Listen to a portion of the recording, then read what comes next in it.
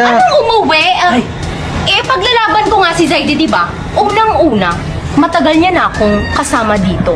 Pangalawa, ako ang may mas karapatan sa kanya. Excuse me, wala kang bilang ata dito sa Manix House, andito kay. Walang bilang. Gusto mo palitan kita dito? Kung papayag si Sir Manix, hindi nga ata alam ni Sir Manix na pumunta ka dito, kabud ka lang pumasok eh. Ano, agad mo ba? Ano, walang paalam? Walang paalam? Ano Walang yung trespassing? OMG. Helene, grabe. Kasi naman yung Facebook. Sumusobra niya, sumusobra na eh. Excuse me, mas maganda pa itong kaibigan ko kaysa lang kay Elaine.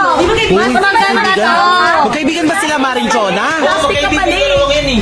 Ikaw, ba't nakikisala ko dito? Nakikisala ko dito. Nakikisala. Wala ka din nakikisala dito. Nararamdaman mo. Ikaw akala ko mabait ka nung una, tapos ganyan pala ugali mo, yung pasori-sori ka pa sa akin. Plastic ka kasi siya. Hindi siya ang tunay na girlfriend. 6 months lang siyang nawala, pinagpalit agad sa'yo. Wala ka nang maayos sa breakup.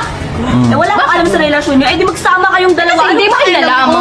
Wala ka talagang dapat pakialaman dito. Excuse mo, mas wala kang alam kasi mas inalam ko pa yan kesa sa'yo. Tinanong ko siya ng paulit-ulit, di ka ba nakikinig? May tenga ka ba? Sino ba dapat sisihin dito? De sana pala ang dapat sisihin dyan si Saidi. Kasi nag-aaway kayo ng ganyan. Dito na lang, ibigay mo na lang si Saidi kay Elaine. Oh. Anong ibigay si Zaidi kay Elaine? Hindi pwede. Hindi ako papayag. Bakit ka Sino naman ka ba? papayag? Sino? Ikaw yung bago Elaine niya? yay.